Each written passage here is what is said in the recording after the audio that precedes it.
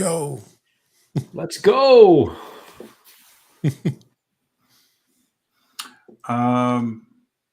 you're All on. right, we're live. We're live. We are live. So people are joining. So hello everyone. We will start in 30 seconds. Let's give just 30 seconds so people can connect. A lot of people are already connecting. Okay. I see us online on YouTube. Good. Yeah. We are online there. Happening now, forging ahead. I just got my LinkedIn pop up, so that's always a good sign. Always, Yeah. and my one's live as well, so you're live on my channel too. Awesome.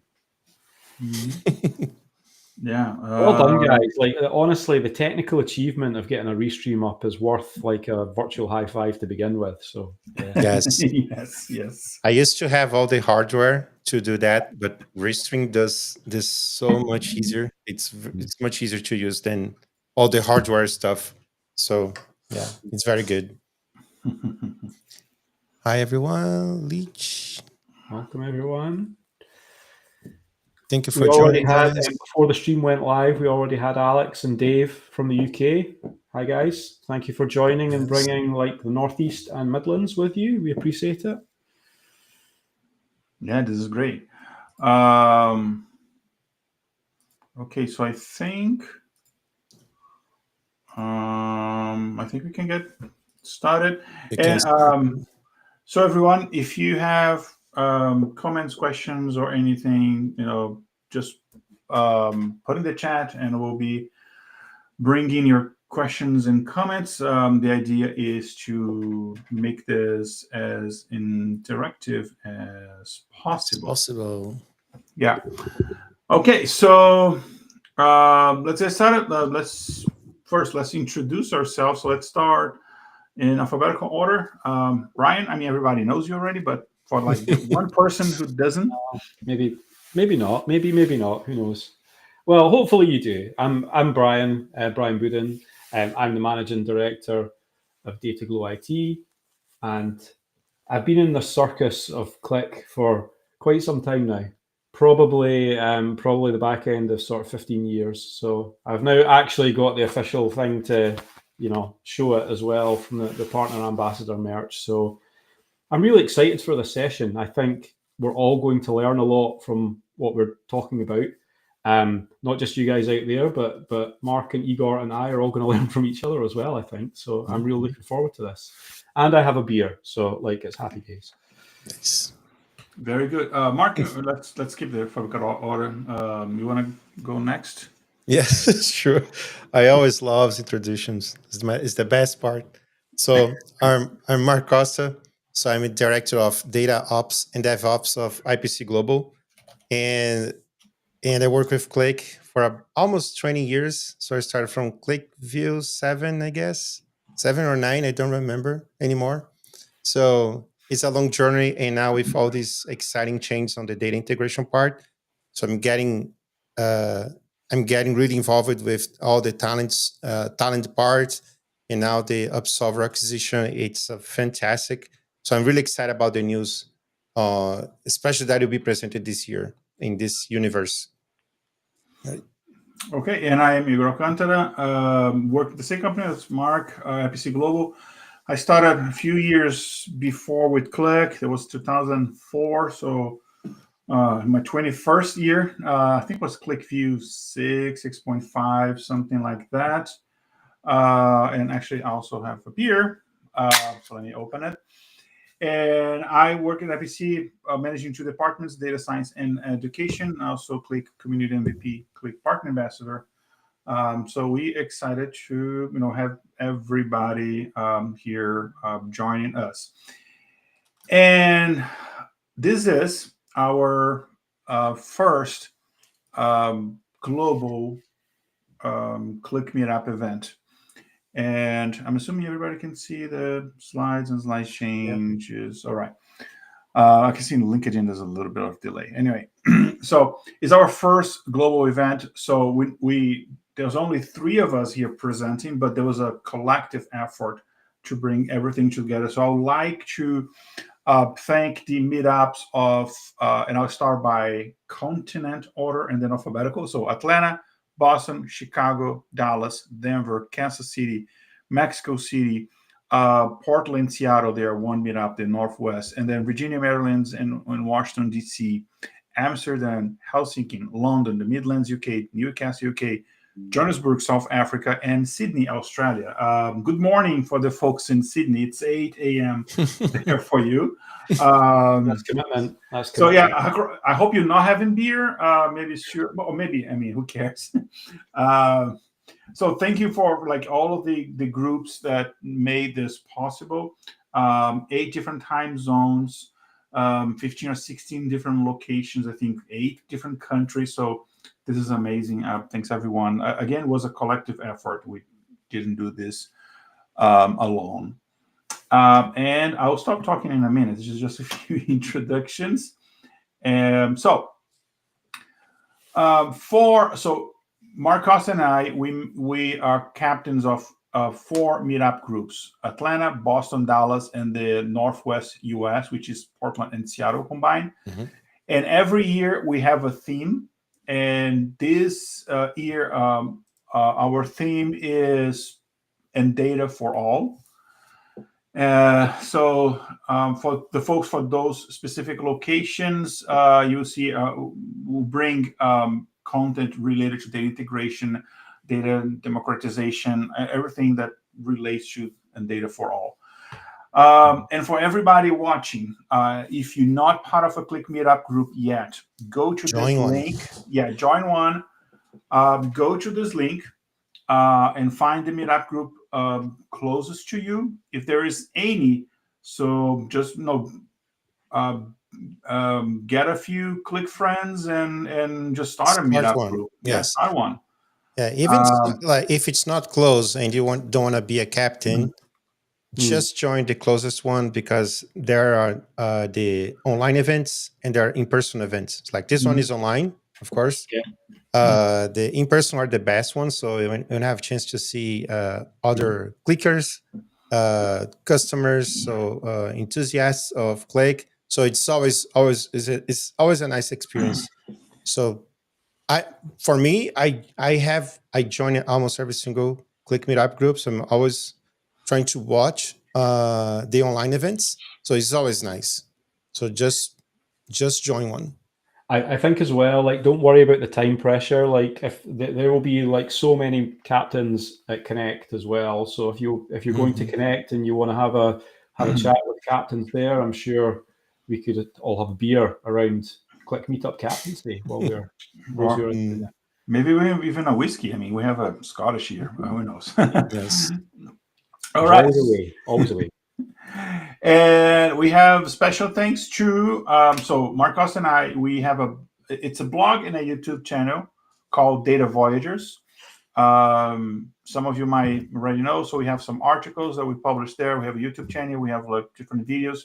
We try to like publish often, and then sometimes we can do more or less depending on how busy we are. But then so datavoyagers.net, check it out. And I'll let Brian introduce, which I highly recommend, both the newsletter and the podcast, but I'll let him introduce the data mix. Just to say, I didn't pay Igor to say that as well. He actually just came out with that without me knowing. So look, the data mix brand is growing. We have the podcast, George Beaton and I, your 2 friendly Scots. We've had a bit of a hiatus over the last month, but we have another 4 interviews recorded. So the podcast will be up and running again, probably next week. And also, about 6 weeks ago, I made the crazy decision to start a weekly Qlik newsletter where you can learn how to automate all of your stuff to do with data in Qlik, which everyone needs to look at and subscribe to now. So why don't you check out those QR codes and just go and do that right now, and then I won't have to keep bugging you about it every time I speak. Because I can see the pings, right? Yeah, so, but yeah, look, thanks for a chance to like punt the data mix as well. We're obviously going to be at Qlik Connect doing lots of cool stuff there. So yeah, I'm excited. Hopefully we can do a collab connect as well, guys, with Data Voyagers That's and the nice. data mix. That'd be awesome. Oh yeah, it's a deal. Let's do it. Let's do it. Yeah. We'll all be there. Let's do it. So let's get started. So we'll talk about like what we individually thought will be like the trends in data for this year. But we'll also, as we're talking, as we're discussing, let us know what you think, and let's make this as interactive as possible. So, Mark, Yes. floor is yours. Good. How can I move these slides? Oh, I found it. Um, so every year, Qlik Meetup has a team as well. So it's more centralized in one major team. So last year was AI. This year we have a lot about AI, but then also you're going to see a lot about data integration. So Qlik is really involved with that. It's changing a lot of stuff, and you see people talking about Iceberg, Parquet, and Observer this year. So you see a lot of these things in talent also getting expanding a lot of its features. So let's talk about a little bit about Iceberg. I'm not a specialist on Iceberg and Parquet, but those are some of the advantages that you see when you're using Iceberg and Parquet. So some of the Iceberg benefits. So Iceberg supports data versioning. So time travels queries, data structure changes. So it captures everything and it manages everything for us. The queries are much faster than the regular queries that we do. I did an article about this comparing like KVDs, not against uh, Iceberg platform, but against Parquet files. I'll talk about more about that in the next topic, actually. So schema and partition evolution, multi-engine, cloud, and lakehouse friendly. So all these things are related to Iceberg, and Iceberg runs on top of some files like Parquet files, so it's needed to be able to run Iceberg. Iceberg is like a metadata infrastructure or platform on top of some of files like Parquet files. There are other formats, but I think the most popular is Parquet files. Is the most common used one. And just the Parquet itself, it's already more optimized than the KVD files. So the ones that you used to use. I have to be careful here because it's very common to us that are developing Qlik. We always use QVD files. So maybe someone that's it's not part of Qlik is listening to this. So we Qlik developers, we use KVDs a lot. So KVDs is a compressed, very optimized file proprietary by Qlik. So it's a data compression developed by Qlik. So then now we have Parquet files. So I think that was introduced last year, the support to Parquet files, both on-prem and Qlik Cloud.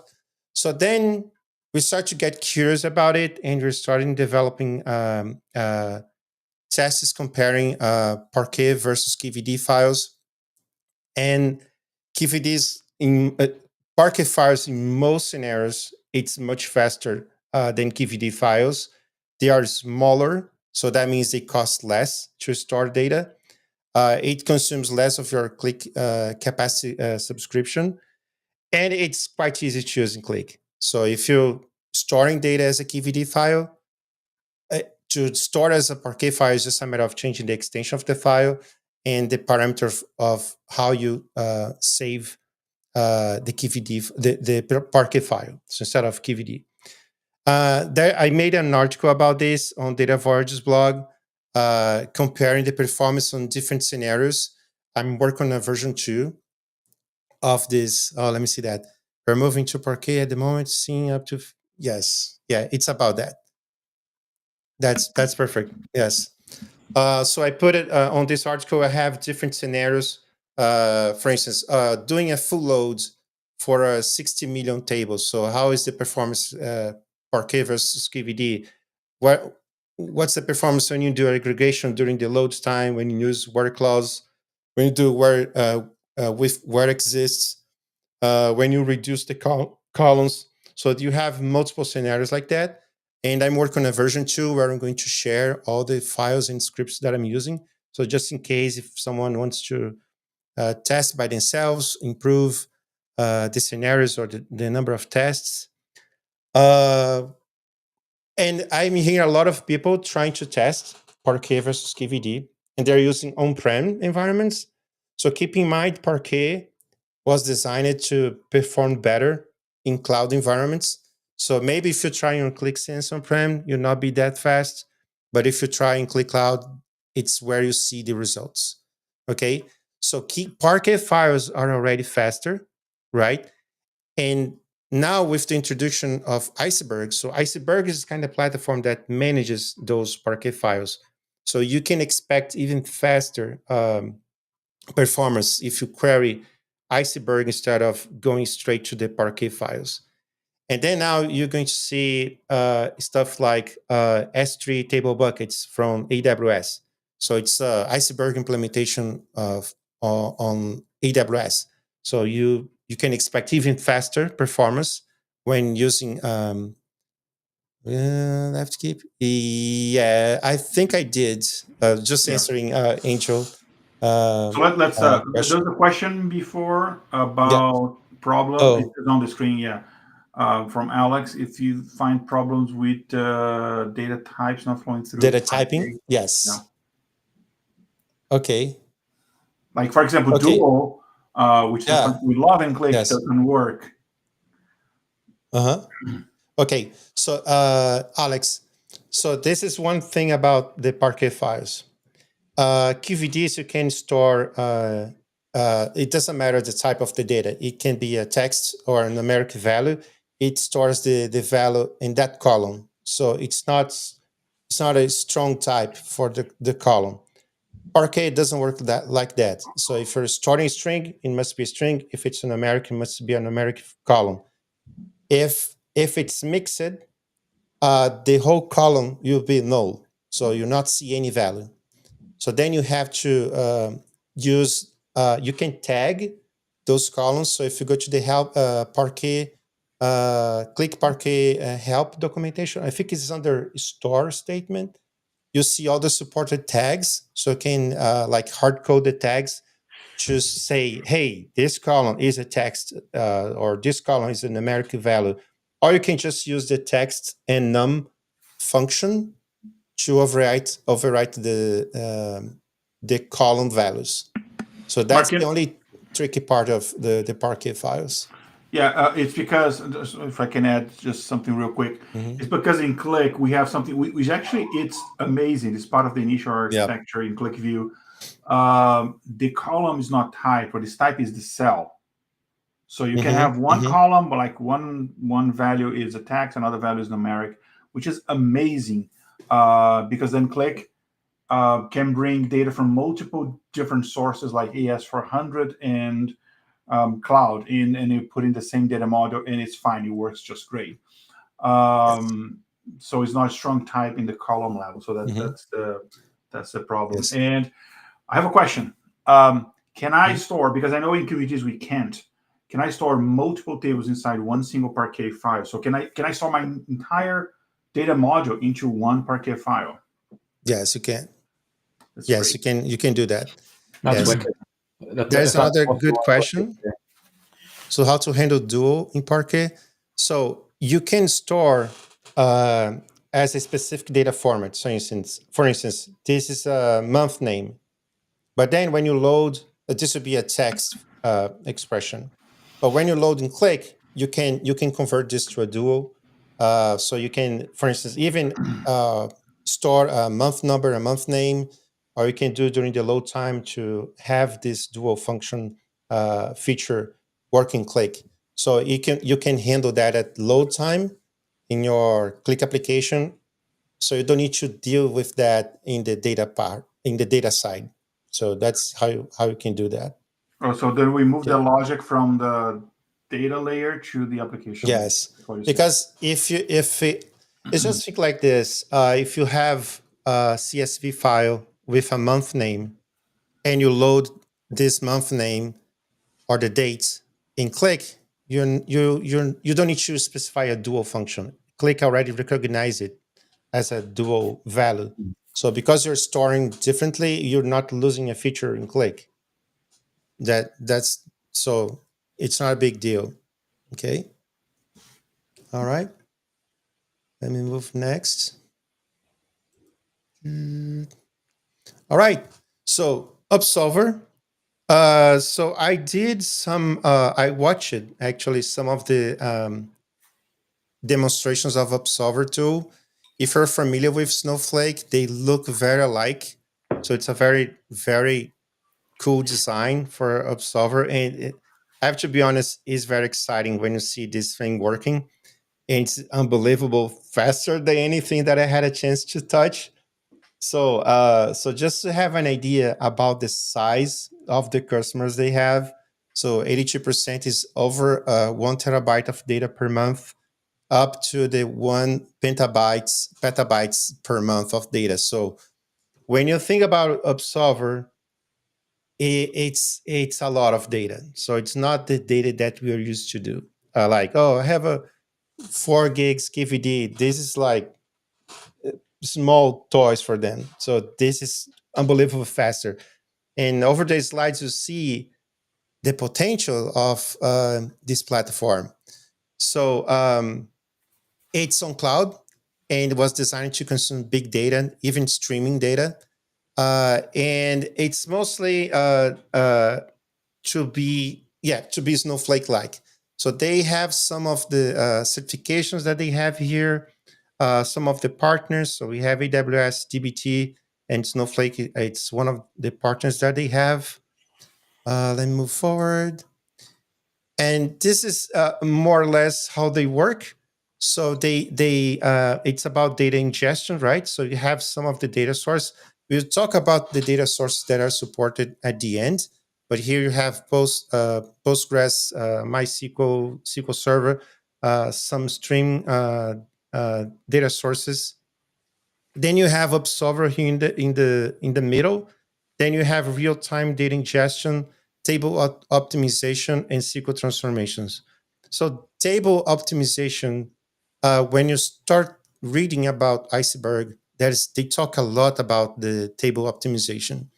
Then here you have the open metadata format Iceberg and the Parquet files supported by Upsolver.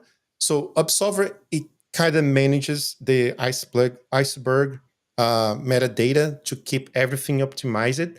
And I think their approach is more advanced and faster than the ones developed by S3 table buckets. But I'm not expert on that, so I'm not risk myself on this area. But I have this information that they are way more advanced than S3 table buckets, so we can expect better performance from the Iceberg platform. And then you have the targets and the querying engines available. Let me see if I can see Duck database. I'm I'm seeing a lot about Duck database on these tools, but I didn't have a chance to work with it. So let's move next. So here we have some diagrams how this works. So Observer is this middle section here. It actually encapsulates a lot of high complex technologies behind the scenes. So we have the streams, so the databases, object stores, in what kind of technologies are running under the hood of Upsolver. So when I'm not sure if I put the scripts here, but it's so simple and so powerful the way that they designed this. So then you have, for instance, CDC. They do the data capture, change, the streaming processing, the batch processing, and you have here Spark, Kafka, Snowpipes.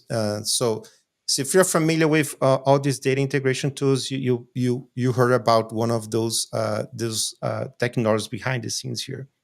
And the targets you have Snowflake, Open, AWS Lakehouse, and many others. Okay, let's move next. Okay, this is the one that makes it more exciting about the Observer. So then when I saw this, I say, oh man, really? Is that true? So real-time data products.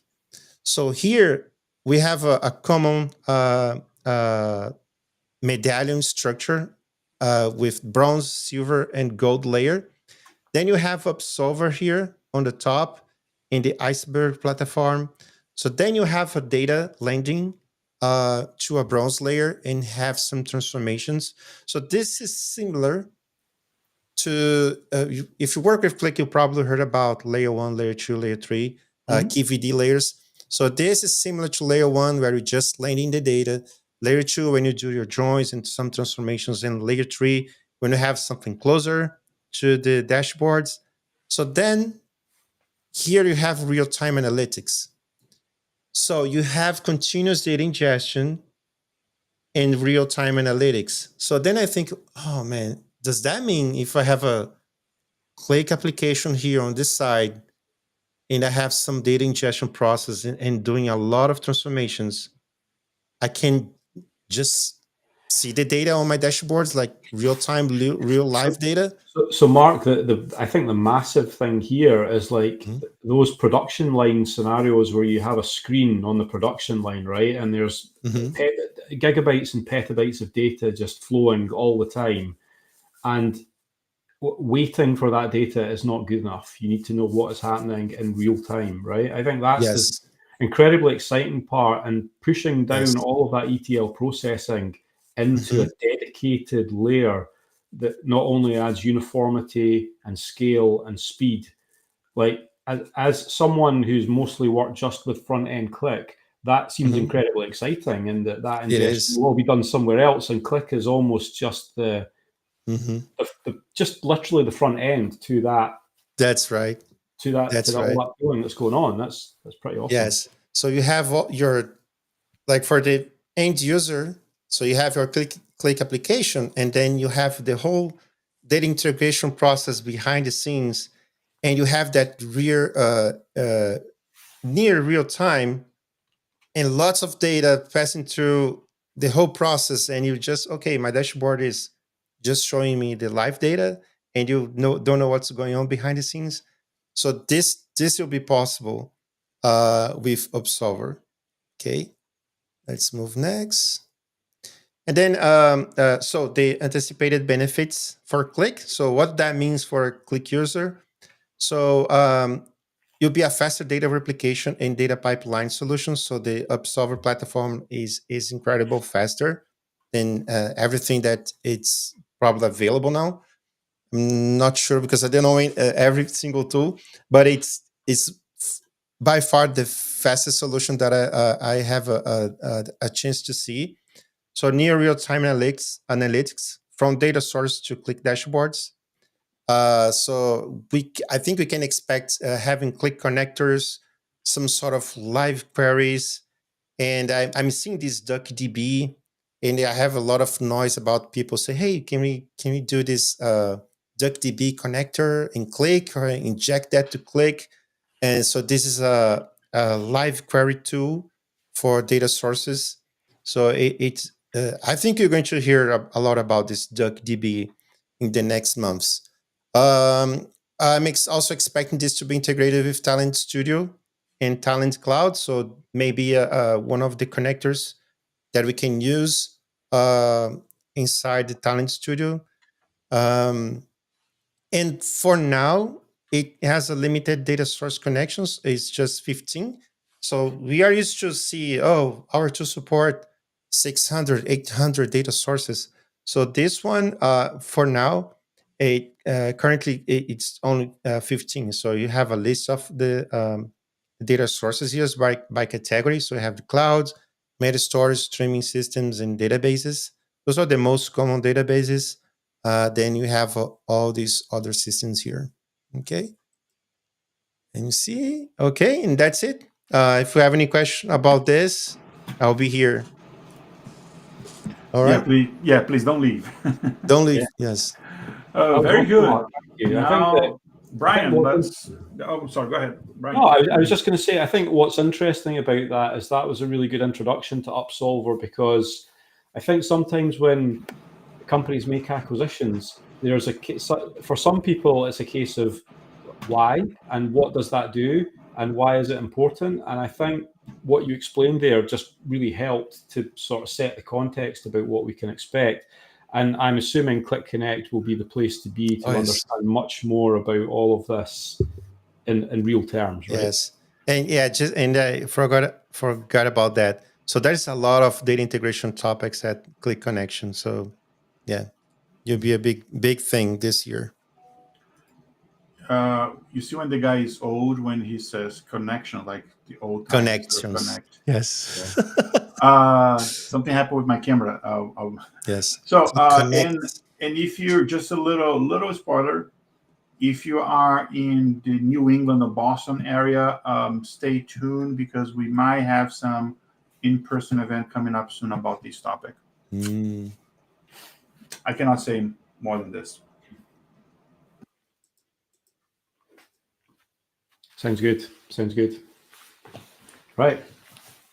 Igor, you have just frozen, so I can't tell if you're dead or alive right now, but Yeah, I'm just something going to, happened with my camera. I'm trying to fix it, but go ahead. yeah, I will take the baton here. Well, that was an awesome start. Thank you, Mark. Problem. It's always good to learn more about Upsolver. I'm looking forward to seeing a lot more of that at Qlik Connect as well.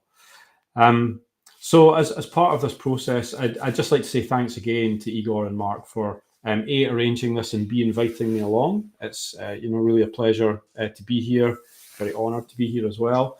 And I've chosen a couple of topics that have been quite near and dear to me over the last year or so, especially in an investigative way, right? But I think these things are going to become really big in 2025. If we're not there already, then yeah, you're absolutely right, Chris. Chris is a good mate of mine.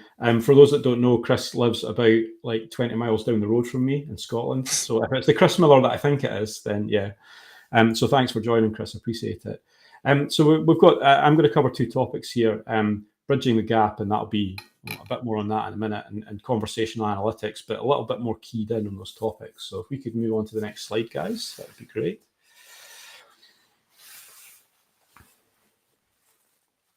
Hopefully someone can move the slide for me.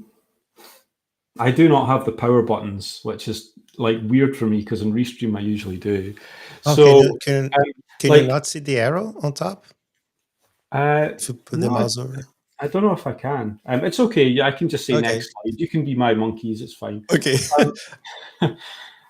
So like I have a confession to make. First of all, when I said that I would join this, I asked if I could mention a couple of things, and you saw a couple of things already about the data mix at the start. But many of you will know that I've been building WhatsApp for Qlik for quite some time now, and this ties in nicely to the conversational analytics topic that we have there. So just a very quick bit about that here.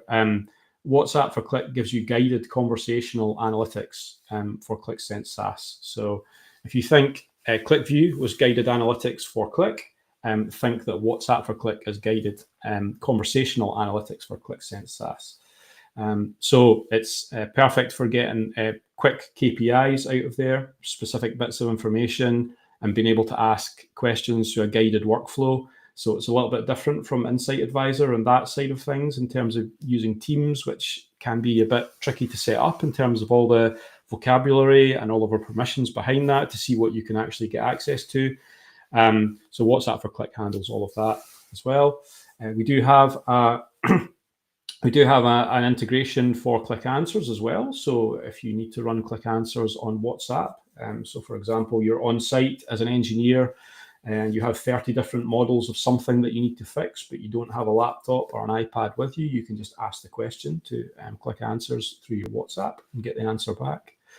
And we've got some wraparound stuff to measure all of that as well. So if anyone is interested in that, do let me know. And again, if you see me at Qlik Connect, you can bet that WhatsApp for Qlik will be there as well. So thank you very much. Right, next one. Thank you.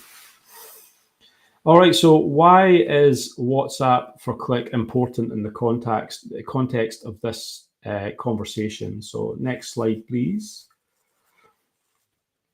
I might be on delay here. So it's a bit of a hyperbolic statement, right? Conversational analytics is the future of BI. I mean, you ask anyone about anything and it could be the future of BI, right? But I think a lot of things have become possible in 2024, and several things are going to become a real reality in 2025. And I do think conversational analytics is one of those things. We've been so used to conversational parts of our analytics just being add-ons and extras and parts that we have to work out and how to configure. And I think probably with everything that's happening, the way that we're able to deal with data at scale with more speed, the way we're able to use AI models to be able to process that quickly, and we're starting to break down the security barriers that are involved in that. Conversational analytics is going to become more and more of our everyday life. And the paradigm that I can give for that is that it's changed my everyday life. And if I take away the Qlik context, right, and I talk about how I use something like ChatGPT nowadays, or any of your favorite models, right? Other models are available. But, you know, when we started using those models, you know, it was keyboard, right? We start tapping away. We have to put in a really long query or a really long prompt. Now we can start talking to our models and just literally put the microphone on, describe what we want, back it comes, and it speaks back at us if we want as well. And literally we're starting to have a conversation with LLMs.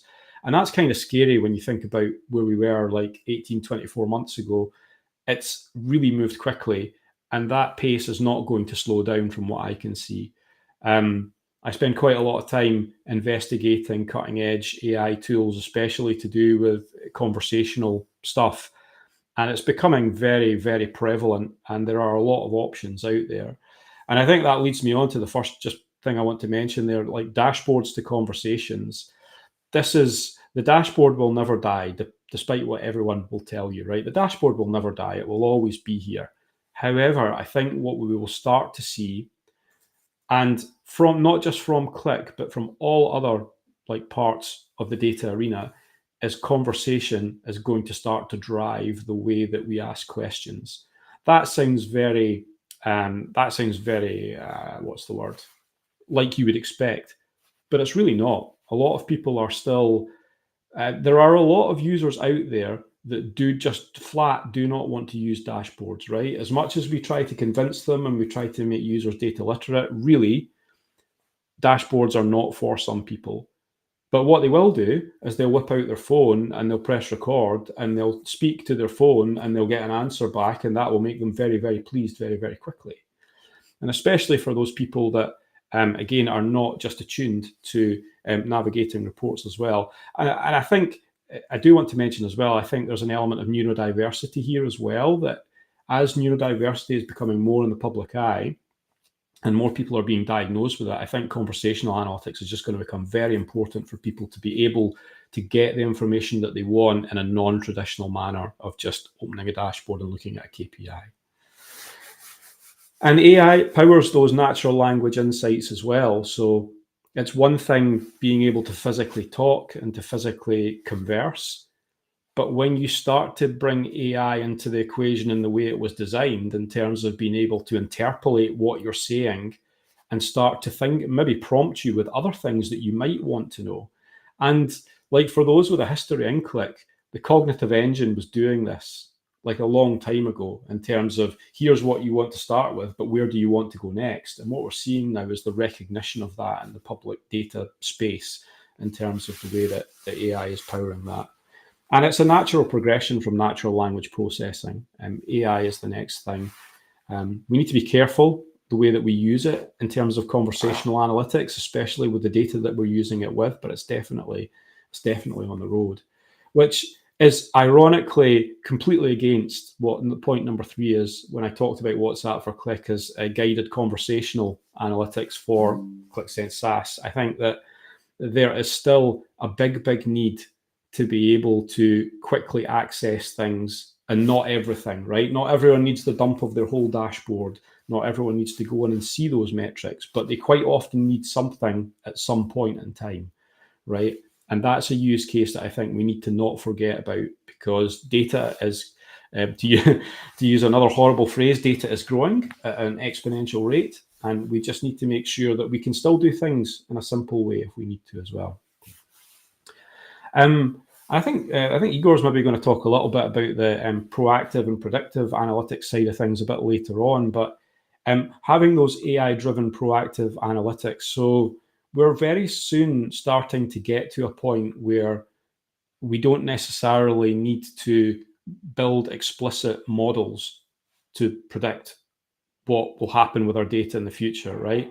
The actual process of going in and programming a predictive model, more and more we're handing that process over to AI as we go in the future. So again, I think 2025 is going to be quite pivotal in that, how far we get down that road. How much are we going to be doing, and how much is our jobs going to change because of that, in terms of being middlemen and women, and children possibly as well, who are dealing with analytics on the coalface as well. And right back full circle here, the shift to voice and chat-based BI. I take a pause here, right? I take a pause and I think about, in the context of Qlik, we have Qlik Sense. In context of Qlik, we have Qlik Answers. The natural next step is how do those two fuse together? And it's going to lead me nicely onto my next topic, which is to do with structured and unstructured data as well. Because we have so many pieces of data that, and types of ways of interacting with things. And I think this is the year that we're going to start to see it fuse together. So if you could pop it onto the next slide, please, chaps. Appreciate that. So structured and unstructured data. So the thing that strikes me about unstructured data is that there's this stat out there, right? And it must be changing every day now, but 80% of the data in the world is unstructured. So this whole time, up until like 2023, 2024, like we've been dealing with the 20% of the nicely structured data that sits out there, that sits in databases and we can deal with in Parquet files and QEDs. But if you think of all the things that are out there, and obviously from a Qlik perspective, Qlik Answers is the first step to the solution here. Qlik Answers is very interesting because from an LLM perspective, it does deal with unstructured data, but it doesn't deal with all types of unstructured data, right? It's very good at handling PDFs and files. And I'll point to Igor a little bit. I know you've done a little bit of work on like handling different types of files with answers, right? And ingesting those that are slightly away from the non-standard. Yeah, like video, audio, that kind of stuff. And actually I put a few articles at Data Voyages about it. Yeah. And it's something that, in a few years back, we cannot even imagine. It was like sci-fi, and now we can do it. It's pretty cool. I've seen some of those articles, and it is pretty cool. And I think there's still a little bit of a gap here. So I think Qlik Answers is a great start. And I'll talk about why that's important for structured and unstructured data as a together concept.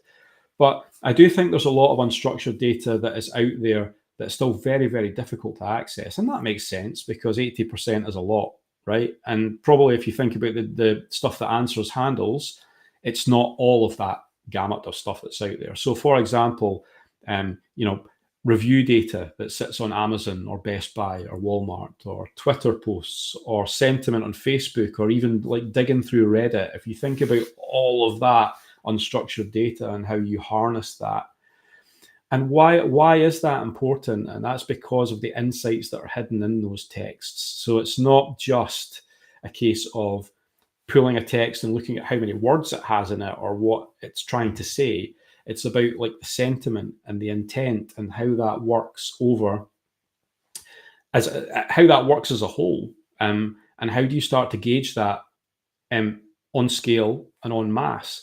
And I think that's why Qlik getting into bed with Upsolver is a really, really interesting development, because it's going to really open up that at scale part along with Parquet.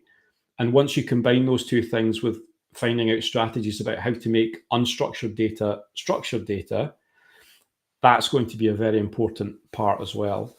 And I think that this is going to be the year that we're going to start to see not just, okay, so orders were down by 30%, but why? And being able to dig around the internet to find out why that is happening. Why do customers think that is happening? Is it because there was a bad batch of stuff? Was it because certain things didn't arrive on time? Was it because I just don't like that brand anymore because of public opinion? Something happened in an administration internationally. We don't know necessarily, and we don't always see that in a dashboard scenario as well. Alexa as an interface to Qlik. I can answer that. Actually, Alexa, stop. It actually triggered mine, so I'm going to put mine on mute. So is that Alexa? That, Mark, I appreciate that, being embarrassed on the equivalent of national internet television. In my podcast once I said, as a prank, was April 1st. And I know a lot of our listeners, they listen to the podcast in the speaker. So I said, like, Alexa, play Taylor Swift or something, like in the middle, without any context in the middle of the episode, and people were really mad. Anyway, so about Alexa, one interesting thing about the whole Qlik platform is the API. So there's like a strong API, like Inside Advisor has a strong API, etc. And actually, that was our meetup theme for last year. It was a concept that Mark Costa and I actually we kind of create this the concept itself existed, but we kind of thought about it more theoretically, which is the language-centric analytics. So instead of, and as Brian said, dashboard will still exist. Qlik view will not die like tomorrow. It does a different paradigm, but of course what we have is still exists. But then we have this other one as an addition, because some users, let's say like some executives, they're not, they said, I don't have time to go to a browser and log into Qlik Cloud and find this, which is pretty easy. But I have 9 meetings in my typical day. I don't have time for that. However, they have time to speak. So instead of using like the normal computer interface, because I just need to know if I'm going to make it, if I have enough inventory for the sales that are coming in next week. I have a specific questions that I need to know.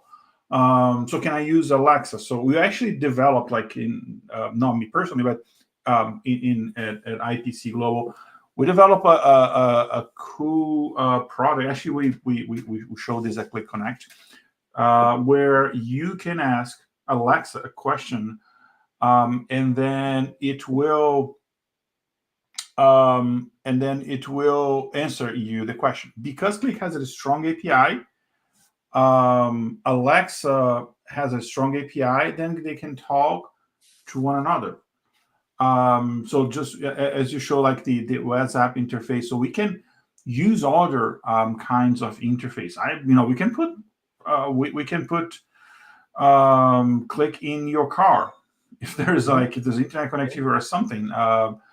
Of course, I recommend you to focus on driving, but anyway, you can receive alerts, etc. So you can ask questions and you can get the return. And if you have the Alexa with the screen, you can see the actual charts. And so the potential that these conversational AI brings, it's unbelievable. I think you're right, Igor, and I think when we get to the point where we can train and parameterize LLMs to work with specific applications and understand what keywords mean and how to translate those in terms of groupings and sentiment into how we get structured data out of something, I don't think we're that far away from that happening. I think that it's just those conduit engines are not quite there yet, but they're getting close. They're getting close. I don't think Alexa, and it's okay, she's on mute now, so she's not going to shout at me. I don't think that's going to be. I hope I don't trigger off any of yours, by the way. I hope I've not triggered off. Like, I can imagine all these echo dots going off all the way around the world now because I've said the word. But I think it's getting closer. I think it's getting closer, and but I do think there's a different focus right now, and that is, in terms of it being AI driven, like text and sentiment has been around for a long, long time. True story, one of the very first demo public Qlik dashboards I did was in Qlik View, and it was about the matrix. And it did that whole thing. I actually analyzed the 3 sets of scripts from the Matrix trilogy as it was at the time when I did it. I fed in all the scripts, and from there I was able to understand who were the most positive and negative characters throughout the whole Matrix trilogy and different scenarios and different scenes, etc. So sentiment hasn't been, it's been around for a long time, but I think mastering that and dealing with it at scale and fusing it together, and that's the key point, fusing it together with structured data is going to be a very important time for data, and an incredibly exciting time to be involved in the world of data when that happens. Because, and I don't know anything, but I would be pretty sure that when we get to Qlik Connect, that there's going to be some kind of something happening there where we're joining structured and unstructured data together, because it's the natural next step of Qlik Answers and Qlik Sense to have something that fuses them together. So that'll be exciting. Data is data. You're absolutely right. Yeah, data is data. And it's not even going to feel like a conversation, I think, to start with. It's going to feel more like a workflow. I feel like you're going to have to go through steps to get to things. Just having a free-form conversation to access all of your data. If that happens, then I'm going to be super impressed when we get around to May, which is only a couple of months away. So, but I think that ultimately BI tools do need to evolve, and they need to provide different ways and different ways to access different types of information. You've got your structured, what I call your structured unstructured data, which is your files and your easily downloadable things that you can put into an engine. And then there's that whole unstructured side, unstructured, if you like, which is all the stuff that's sitting out there on the Reddits and the Facebooks and the Twitters and the customer reviews, etc. I think integrating those 2 types of unstructured with structured data, I have a feeling that 2025 is going to be the year that we start to see that happening in reality rather than just concept. And that's, I think, a really good point to finish on. I don't think there's, what do you think, guys? I don't think there's ever been a more exciting time to be working in data than right now. When you think about how all these things have just sat in silos as separate entities, and now, really, we've got the scale and the power to be able to push them together and understand them and start to understand insights that we never would be able to, or it would take a data scientist a week to pull out. And now we are going to be able to do it, I think, very soon. So that's enough from a rambling Scotsman for now, but I appreciate your sorry about your echo devices, guys. I didn't mean to do all that stuff. No, that was pretty good. Yeah, I agree. It is an exciting time, but also it's a time of a lot of things are changing really fast. So it's also challenging times for us who work with data, but also for people who consume data, because data affects everybody's life. Even if you my 9-year-old daughter, she doesn't work with data, but affects her life, of course. And yeah, but there was a lot of things, especially in the Qlik world, a lot is changing. Like the established of things we have, like QVGs are we're changing. Like we're moving towards Parquet. The whole thing about data in the cloud and analytics in the cloud and all of that, everything. I mean, it's not new, but now it's becoming more and more a reality than just an option. So yeah, pretty good. Now let's go to the boring personal time. Now I'm trying not to make this boring, but actually pretty cool. It's pretty cool. I brought 2 topics, and again, if those 2 topics, if you go to Data Voyages, there's a couple of articles about them in more detail. So it's kind of an overview, so it's not too boring. And I know for some folks, like the folks in especially the folks in Europe, is pretty late there, so I want to be respectful of that. So but before I talk about agentic AI and real-time analytics, we need to understand where this whole thing fits in the world of analytics. we usually call like the 4 types of data analytics. Instead of types, I prefer to call them like the 4 levels, because each implementation, each customer, each company that uses data, and also you as a professional, as you advance in your career, you are in a different level of maturity in terms of data analytics. The first thing is basically descriptive. Descriptive analytics exists. I mean, I can push really hard and say it started in the ancient Egypt, because even the term statistics came from, it was something for the state. Basically, they want to know how much beer we are, actually that's actually the real case. How much beer are we producing, and how much people we have, so then we can like distribute and the kind of stuff. That's the birth of statistics. So thanks, beer. Always helpful. But if you push like data visualization, data analytics is as old as the 19th century, so it's pretty old. But it's great. We love it, but it's limited. I'm only looking at the past, and it's only telling me what I have or what I had. It doesn't do much of that. So the whole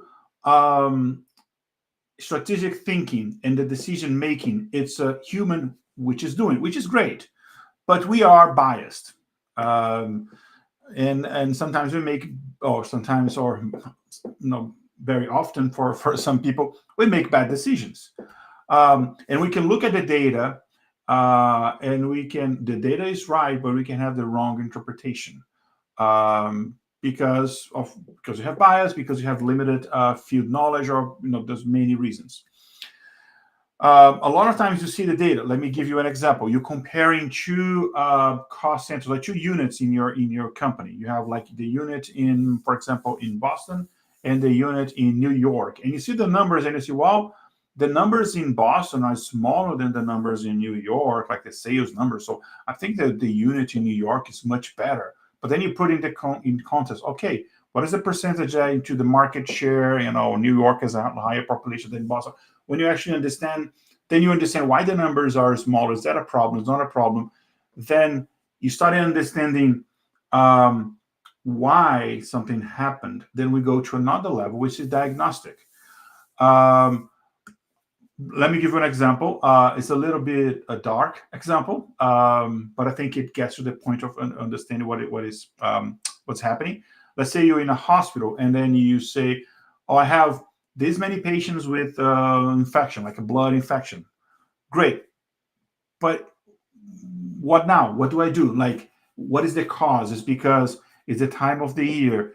It's because we just terrible at keeping our patients safe, or what's going on. Now, diagnostic will give you the explanation why something happened, but it's still, you're looking at something that already happened. What I want to do is prevent, like, patients to get an infection, for example, while in my hospital. Then let's go to the prediction, which is the 3rd level. And some authors, they put diagnostic after predictive, because the predictive could be a tool to get the diagnostic, but it's debatable. It could be one or the other. But then you got another level, which is predictive. Okay, let me use statistical tools. For example, let's use AutoML, and let me understand and forecast and predict what is likely to happen in the future. Should I spend that much time and money investing in this prospect? What is the chance that I'm actually converting that prospect into a client? Oh, it's 80%. Okay, 80%. Okay, I'll go for it. It was only 20%. Yeah, and I'm just give up now because I'm just wasting time and money on both sides. So that's predictive. And AutoML does that. AutoML also does diagnostic, because the prediction without the diagnostic, by the way, it's almost useless. Not 100% useless, but if I make a prediction and say this patient will have an infection, or this patient will die, and I don't understand why, then it's useless. What we need is something that is actionable, which is something I'll talk soon. So I need to understand why. So predicting needs to be aligned with everything else. That's why these circles, they kind of overlap like in a Venn diagram. But then at the end of the day, okay, but what should I do? Your stock, it's low. you do not have enough stock for the sales coming for next month. What should I do? Should I manufacture right away? Should I start next week? Should I buy more to have the raw materials? What should I actually do? Then there's the prescriptive. What is the recommendations? And that aligns with what I will explain, and I believe is now. Now, agentic AI, it's a term that it's new, but it started last year, but now this year it's kind of one of the biggest trends. Everybody's talking about agents. There was my first data article at Data Voyage this year was about agentic AI. What is agentic AI? And there's a lot of confusion. A lot of things that people are saying is an agent is not an agent. It's just a workflow. Agentic AI is not like you put in 3 different AIs, one after the other, and then you have to make the decision process for them. No, it's almost, and I say almost, we are in a stage that it's not 100% autonomous in some more complex scenarios. Some simpler scenarios, you can be 100% autonomous. It's not 100% autonomous, but it's getting closer and closer to be 100% autonomous. So the agent is like the AIs that we already had before. So I have an AI that can read my email and maybe summarize my email or filter my emails to the most important ones. We had that before, not many years ago, but it's recent, but still, we had that before. And then from that email, you can make a few actions, but I need to program what I want to do. Oh, if it is high priority, then you do this. If it is this, then you do that. Or monitor your stock. If your stock is low, then you can purchase automatically. But then you need to program the steps. The beauty of agentic AI is it has how it communicates to the outside world, just like we has a perception. And it has a goal, which is a key. This is very important that you establish very well-defined goals, because it could be really problematic. It could be really, really problematic. But anyway, I'll get to that point in a minute. And then it will decide how to accomplish that goal. So my goal is to answer, let's say, support tickets in a professional and fast manner. Okay, I'm not telling what to do. I'm just saying this is the resources you have available. You can go to this Confluence page, this documentation, this unstructured data, this structured data. This is what I have to do, and they have this list of emails. Figure it out. Can I, Igor, can I give an example that I'm just thinking about now? Mm-hmm. So let's say you have your Qlik capacity subscription. So you have your tenants there running well, but then your monitoring apps is like watching the growth of your data and say, hey, in 6 months, you'll be running out of capacity. And then since Qlik is a well-integrated platform, can I expect something like this? I'm not saying this will be in the future, but hey, you keep loading all these tables and some of those fields that you don't use anywhere in your platform. And then we are going to redesign your whole data integration flow to exclude those fields because you don't need them. Then you're going to lower your consumption of data that you just don't use it.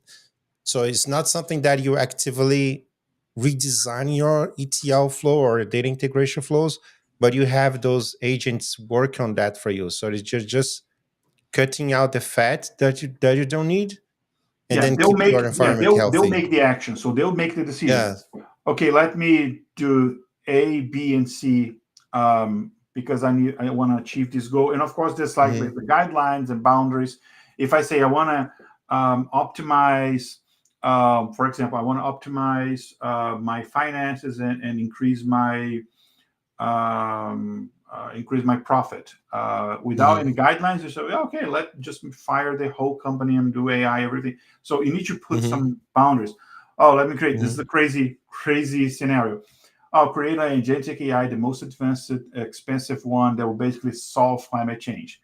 Day one, what is the main cause? Humans. Let's kill all humans.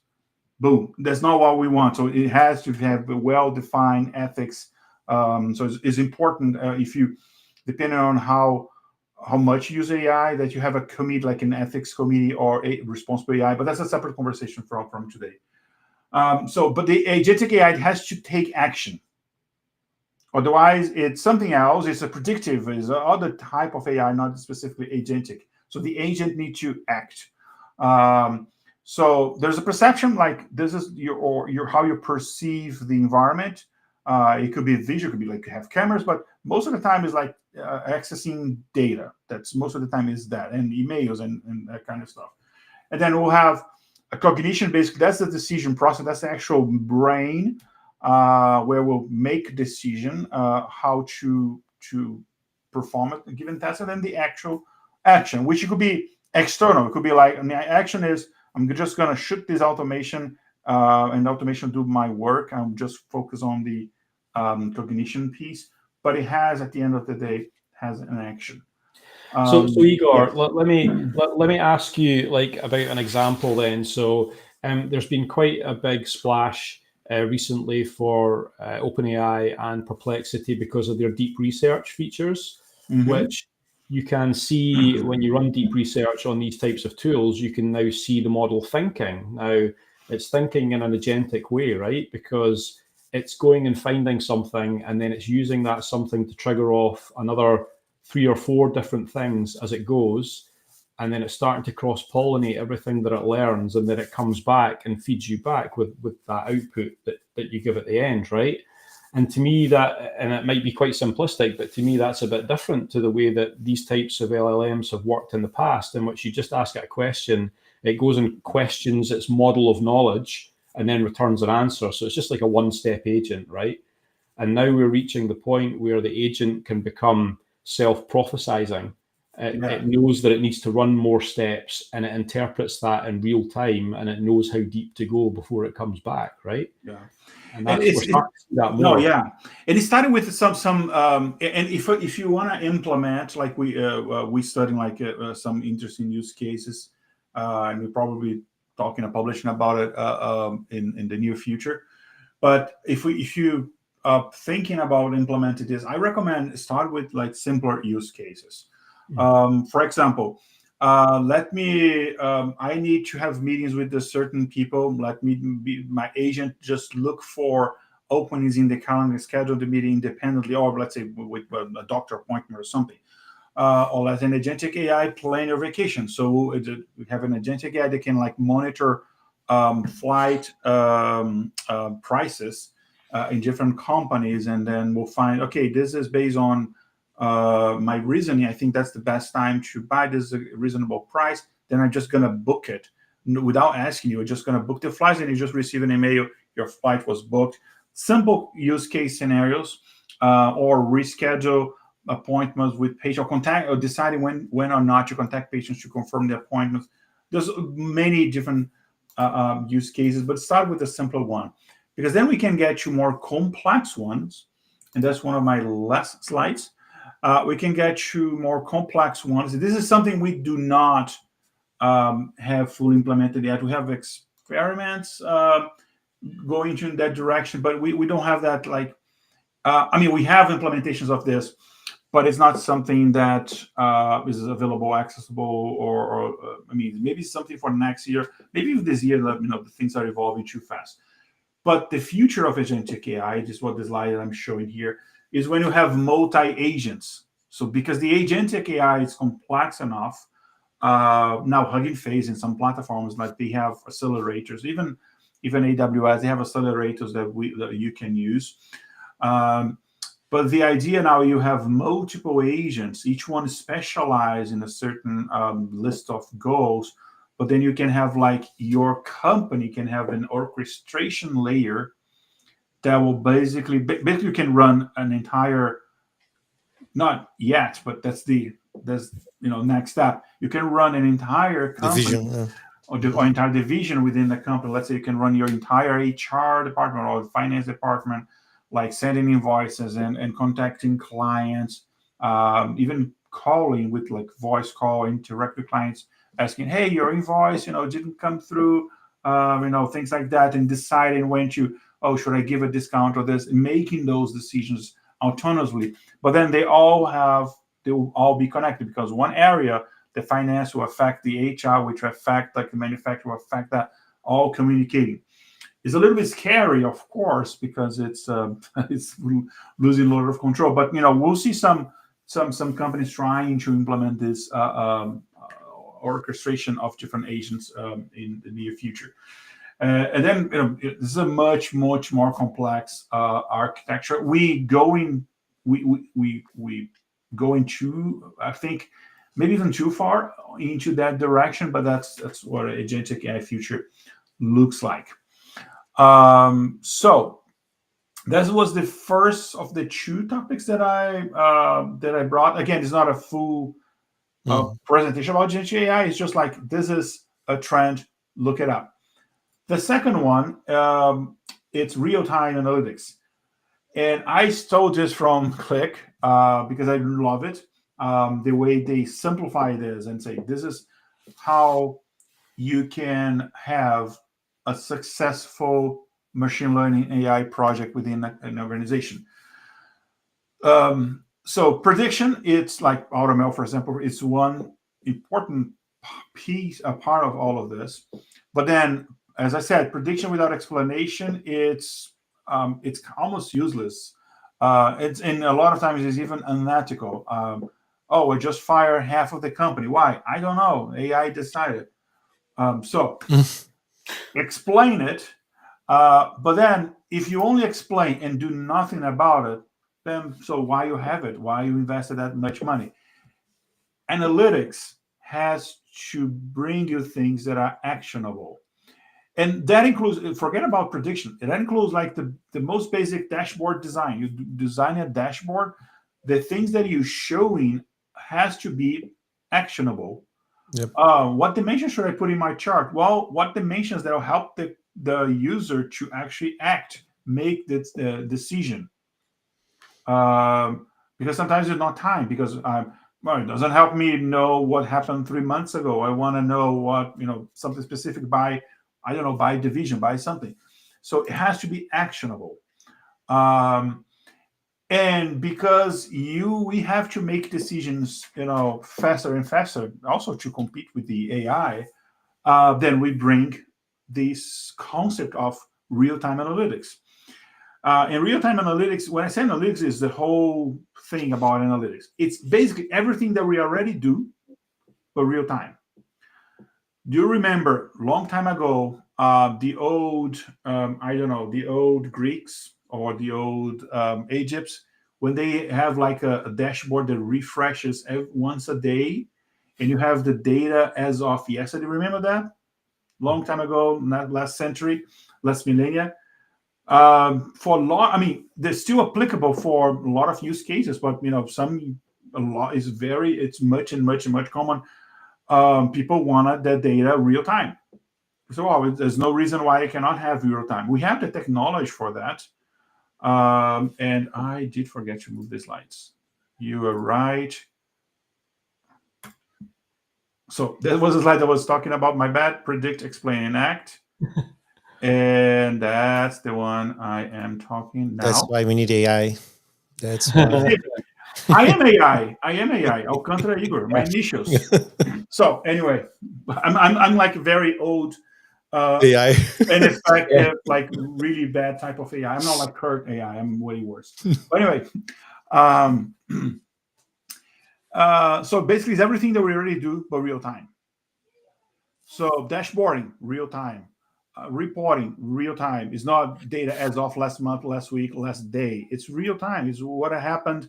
And when saying real time, we're actually talking about near real time. It's like not the second necessarily, but like the last minute or something, which is still for a lot of cases. You're talking about Formula One dashboarding. You get like, you need like to the millisecond, but most of the cases near, when you say real time, is not near real time. And it's interesting that Observer, it's everything. I see this everything connected because Observer brings the infrastructure that we need for faster data ingestion, live forecasting, or this real time data streams. So it's all getting connected. I think this year, you have a lot of things happening, and it's hard to see, follow all the parts that are moving. But I can see like all these things are getting connected and pointing to the same direction. So that's, I think that's the exciting part of this, all this stuff getting connected and everything aligning, almost at the same time. So but it's hard to follow everything. So, Yeah. I have a question for you guys then. Are you, as data professionals, are you in any way concerned about the huge amount of moving parts? Because there's more moving parts than ever, right? And Yes. it's hard to know where to focus. And I think this is Yes. probably relevant for a lot of our audience, is that they Mm-hmm. are being overwhelmed by, they started off as visualization professionals or possibly as data engineering professionals. Mm-hmm. And now, if we talk about Qlik specifically, the stack is Yes. extremely wide and deep. Yeah. And Yes. it's not like some of it is not good, because it's all good. So it's very Mm-hmm. difficult. And I think that's one thing that I would recommend, is just pick your parts to focus on, right? You cannot Exactly. possibly be an expert in, ingestion and visualization Mm. and upsolver and automation and predictive analytics. You just can't do it all. So I think it's quite Yes. interesting that we've all brought a different perspective here, because we don't try and learn it all. We try and learn the parts that are in our wheelhouse. That's why Mm-hmm. we have teams, and that's why we have Qlik Yeah. meetups to share Exactly. knowledge, right? We Isaac even have Exactly. an Isaac IA Newton invented AI calculus in terms and of Igor. So mechanics. yeah. Isaac Newton invented calculus and mechanics, but not Newton, and it's the word now is way Mm-hmm. more complex. So yeah, I absolutely agree. Are we concerned? I'm not sure concern is the word, but it's but maybe it is. Yeah, because if you're not, then you're not understand what's going on. There's a lot of things changing. Mm-hmm. Yes. You should Yes. you should be, and you should be ready. Um, and because yeah, there's a lot of moving parts that involves cost, that involves speed, that involves there's a lot at stake. But it's also very exciting Mm-hmm. because it's impossible to be bored. And there's no Yeah. boring work in data. I mean, I don't think it ever was, but if there was, not anymore, because it's a lot of things. And as Mark said, to have your, let's say, your analytics real time. There's a lot of things that happens before that, like all the data ingestion, streaming, data preparation. All of that also needs to work in a way that a patient just was just checking to the hospital, and then 1 minute later, I can see that patient in my dashboard. My AutoML predicted already the outcome of that patient, depending on what Mm-hmm. we're predicting. Mhm. And it's how we'll say, well, how? Because my load script takes like 10 minutes. Well, you need to, if you want to do real time, you need to redesign. You need to use tools like Talent, Upsolver. And there's one thing that makes me feel not concerned but comfortable is that we have the tools to make it right, because we have like an end-to-end platform that we work with. So if I want to do like data ingestion and the transformation, all of the data integration piece with the analytics, we do the unstructured AI, the large language model stuff, or the predictive AI, all of that we have available. So that makes me feel better. But yeah, I mean, but it is a good kind of concern, because it forces us to kind of move. Mm-hmm. And in terms of predictive analytics, real time means I still want my prediction to happen in the load time process. So I have, as my data is through the process of data streaming, like data all the way from the different data sources to be ready for application. At some point in that process, I want to get the data and run predictions, like run AutoML. Let me give you an example. I want to predict if a patient will be readmitted to the hospital. I'm about to discharge a patient, send the patient back home, and I want to know if the patient will return to the hospital within 30 days, because that has a huge impact financially if I'm a hospital, because insurers will punish me for that. But also, and most importantly, to the patient health, because if they're coming back, they're usually coming back worse. So of course, I need to run that when the doctor scheduled the patient to be discharged. The doctor said, "Well, I think if everything goes right, you go home tomorrow." At that moment, that data is entered in the system. Let's say Epic, for example. Then I want to run my prediction. Great. However, I also want to have the option to do a what-if scenario analysis and do real time. Okay, what happens if I change this medication? I don't want to wait for the next reload process to call AutoML. I want to do right now. I want to simulate if I change this medication, if I do this, if I order this blood work or whatever, what will happen right now, real time. And thankfully, AutoML can do that. I mean, that's part of every demo that I do about AutoML. That's the prima donna of my demo. That's the piece that people are more excited about it, because then it's very powerful, real time. So be ready for it, and that involves a lot of different things. So it sometimes involves an investment of redesigning a lot of your data infrastructure, where you're storing, and where how you're processing the data, how you're ingesting the data, how you're consuming the data. And one thing, Mark and I were talking a few weeks back, and with this all of these changes, like the capacity, the Qlik capacity, and all of that, we were discussing, and Mark said something that I really make me think. He said, well, with this new architecture, it's you can no longer be a bad developer or bad data architect. It's not okay anymore, because you could be in the past, and then nobody really noticed, because at the end of the day, I only need the data as of yesterday. I only reload one time each day, and it usually reloads like 1 a.m. So if it takes 3 hours, who cares? Now, no. Now, you'll be punished if you do bad development, if you do bad architecture, if you do bad something. So my point is, it forces us to be better.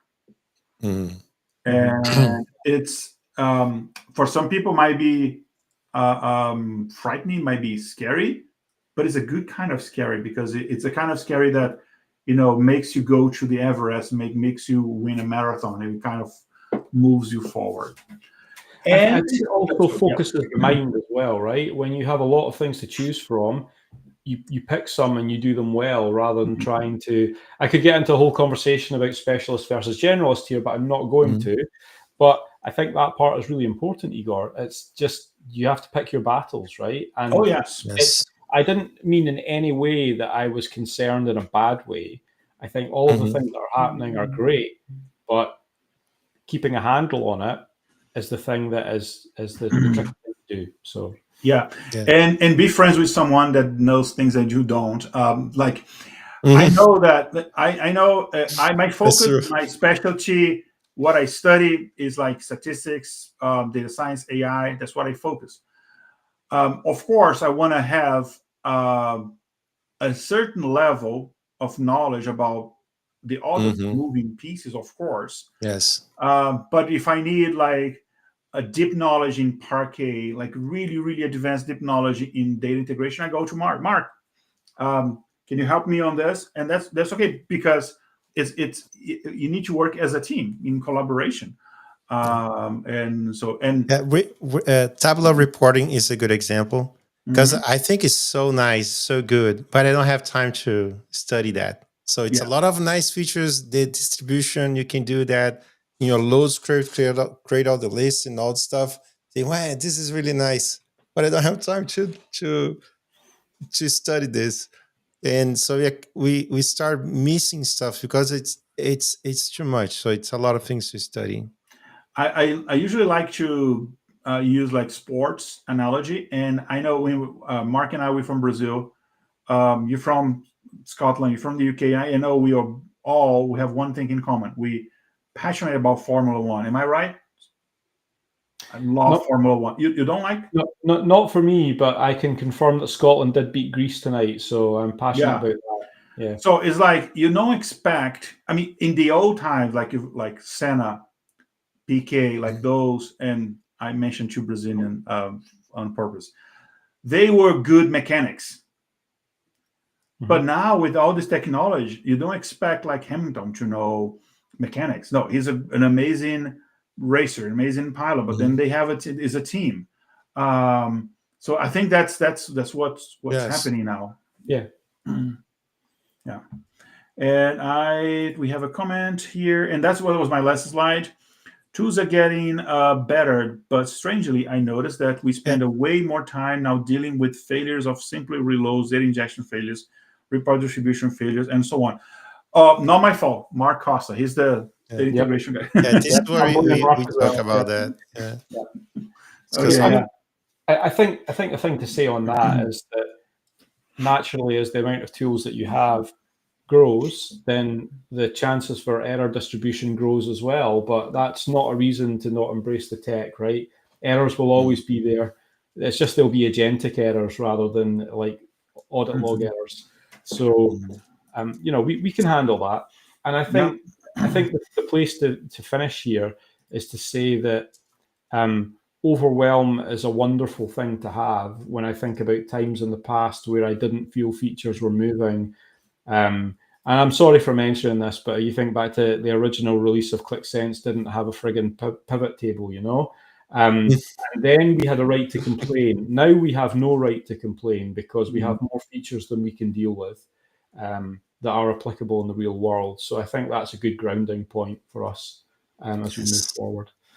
Yeah, and so my last slide is just a thank you. And I'll also like to invite people who are watching this to go to Qlik Connect. A lot of things we discussed, they'll be discussed. There will be breakout sessions, workshops there as well. And it's a great moment to like network, interact with people, talk about it.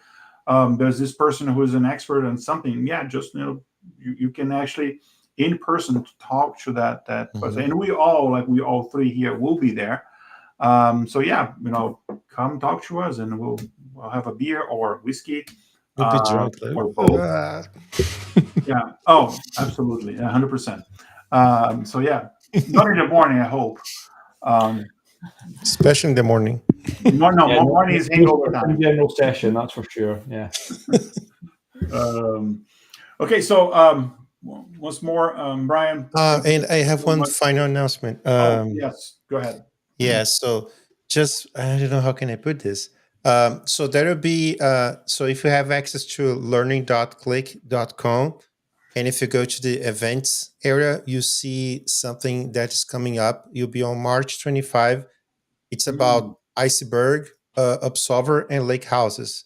So we have Tim Garrett and Roy Hanson talking about it. Yeah, so if you look for this and follow these guys, they know everything about Absolver and all these Iceberg integrations. So they're adding a lot of material about that. So just stay tuned. So go to learning.qlik.com, look for the events, and then you see Iceberg and Absolver there. So just follow those guys. Nice. Very good. Awesome. Final words? Final words. Final words from me. Just thank you again for the opportunity, guys. I've learned an awful lot during this session, and I have to say, well done to anyone who is still here after 88 minutes and 34 seconds. It's a long session, but we hope you get something out of it. It's been lots of fun. So thank you, guys. Yeah. Thank you, guys. Goodbye. Okay. Thank you. Bye-bye. Goodbye. Bye. Bye.